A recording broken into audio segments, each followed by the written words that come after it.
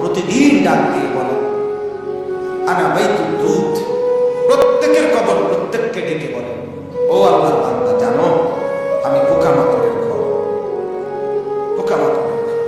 তুমি তো সেই বান্দা যে একটা মশা কানের পাশ দিয়ে উড়ে গেলে তোমার ঘুম বন্ধ হয়ে যাবে, চোখ মিলে যাবে।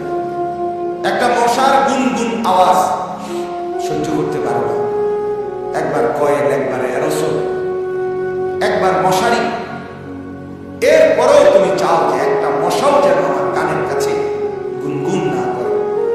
তো 5 ঘন্টার ঘুমের জন্য, 6 ঘন্টার ঘুমের জন্য বান্দা এই যত্ন নিলা, অনন্তকাল কিংবা বছরের পর বছর কবরের যে ঘুম দিবা, পড়ে থাকবা, সেই ঘরে পোকা মাকড়ের ঘর, সেই ঘরে তুমি ঘুমাইবা কেমনে, থাকবা কি?